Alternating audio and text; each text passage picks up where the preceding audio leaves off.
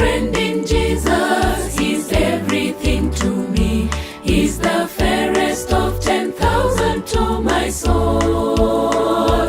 The lily of the valley, in Him alone I see all I need to cleanse and make. Una good morning, all of una wey dey lis ten to me today. My name na Williams Glory, and I bring una the Open Heavens on the Go for Pidgin. The Open Heavens Devotional na daily message book wey the General Overseer of the Redeemed Christian Church of God, Pastor E.A. Adeboye write. Today na Friday, 2nd of February 2024, and our topic for today na different kind pikin, part 1. Our memory verse dey for Galatians chapter 4 verse 31, and it talks say, "So my brothers and sisters, we no be servant children, na the real woman children we be." Our Bible reading dey for Galatians chapter 4 verse 19 to 31. My children, just like woman wey wan born, I dey feel una pain o, until Christ power go dey inside una life. How I wish say I dey with una now, so that I go know how to treat una, because I dey worry about una well well. Make una tell me, which of una wan dey under the law? Una no know wetin the law talk?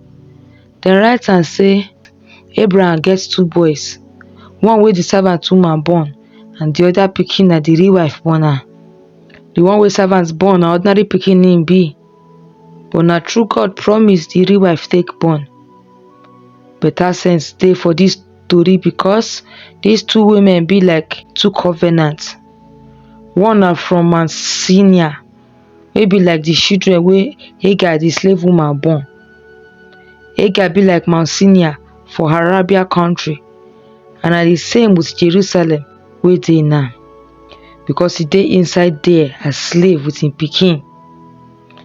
But the Jerusalem wey come from heaven dey free, and na im be our mama, because dem write am say, "Woman, you wey never born, make you shout dey happy, because you never labour like women wey wan born."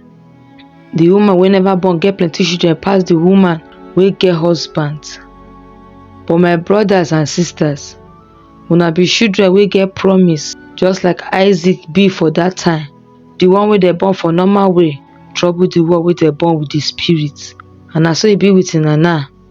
But wetin dey write for God word? Make you drive the servant woman and im pikin comot, because the servant pikin no go share with the pikin wey the real wife born. So my brothers and sisters, we no be servant children, na the real woman children we be. Now the message. We get plenty type of children o, and I go tell una about some of them today. The first type wey we go see be those ones wey they call prodigal, and those ones wey dey waste money anyhow, wey dey live yeye life, just the way we see am for Luke chapter 15 verse 11 to 24. By God grace, I no go be prodigal pikin in Jesus name. I go like make una say that prayer for una self too o. If Baba God bless me, I no go waste im blessing, I go use am do im work. Some people think say the only way wey dem fit show say God dey bless them na to dey show theirself anyhow. Some of them go wear gold shoe and gold clothes. They go come dey waka as if say na dem get the whole world. Na this kind people dem na im dem dey call prodigal pikin. And me, I don talk am for my mind say I no go be prodigal pikin. You nko? Another kind of pikin dem na those ones wey dey always make their papa sad. Bible talk for Proverbs chapter 17 verse 25 say, "Foolish children dey cause their papa pain, and their mama go dey regret." I don talk am too say I no go be that kind pikin in Jesus name o. For Psalm chapter 40 verse 1, Bible talk say na only foolish people dey talk for their heart say God no dey. And e come continue talk say foolish person na person wey don spoil rotten. I dey put God for everything wey I dey do, and I no go gree to spoil or rotten. I no go make my papa wey dey heaven sad o. You nko?